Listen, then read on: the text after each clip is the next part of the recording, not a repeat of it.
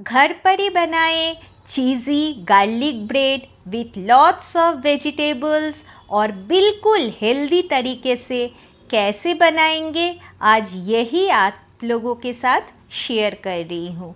और अगर आप लोगों को ये रेसिपी अच्छा लगे तो मेरे चैनल को शेयर सब्सक्राइब करें और मुझे कमेंट करके ज़रूर बताएं। इसलिए देखिए मैंने सबसे पहले ले लिया 2 अंडा। अब मैं इसमें मिला रही हूँ 1 कप मिल्क। उसी कप के हिसाब से मैं डाल रही हूँ 1 कप आटा। ये गेहूं का आटा मैंने लिया है और अब इसको अच्छे से मिक्स करेंगे। इसको बहुत आराम से मिक्स करिएगा, इसमें कोई लम्प्स ना रह जाए, इसका ध्यान ज़रूर रखें। अच्छे से धीरे से फेंटिए और फेंटने के बाद इस पे मिलाएंगे। देखिए मैंने मिलाया गाजर, फिर कैप्सिकम, अनियन और मैंने आलू को बिल्कुल अच्छे से ग्रेट करके पानी में भिगो के रखा था। आलू, गार्लिक, ग्रीन चिलीज, धनिया पत्ता, नमक और ब्लैक पेपर। मैं सारे इंग्रेडिएंट्स अपना डिस्क्रिप्शन में डाल दूंगी।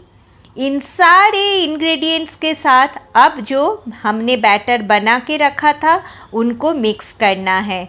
आप जो भी वेजिटेबल्स पसंद करते हो उनको मिला सकते हो। ये एक फुल मील बन के तैयार होगा।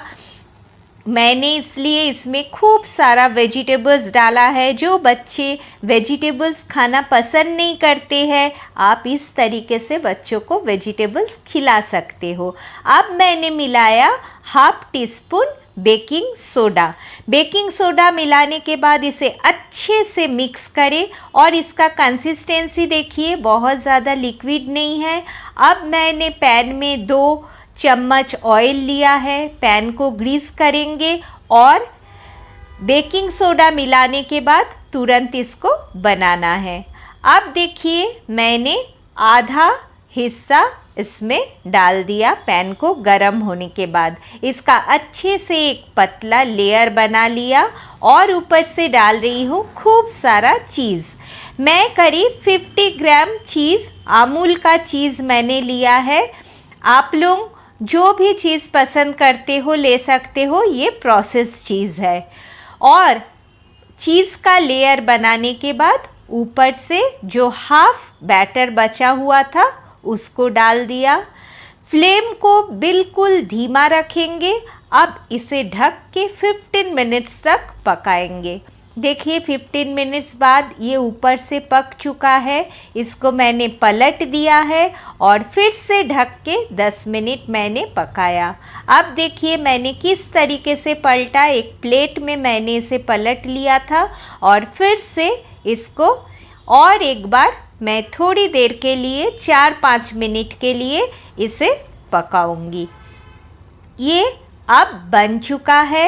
ये देखिए हमारा चीज़ी गार्लिक होममेड रोटी बोलो, पराठा बोलो, बनके बिल्कुल तैयार है। आप लोगों को ये रेसिपी कैसा लगा आप लोग ज़रूर बताना। आप लोग घर पे इसको बनाना। आप लोग इसके सारे इंग्रेडिएंट्स डिस्क्रिप्शन बॉक्स में आप लोगों को मिल जाएगा। ये देखिए मैंने ऐसे पीसेस में काट लिया है और अब इसको सर्व करेंगे। ये हल्का सा ठंडा हो जाए उसके बाद करने से और आसानी होता है। ये देखिए मैंने पीसेस में काट लिया और ये बिल्कुल सॉफ्ट बन के तैयार है। और ये देखिए मेरा टेस्टर मेरे हस्बैंड ने बोला बहुत बढ़िया हुआ है। Thanks for watching.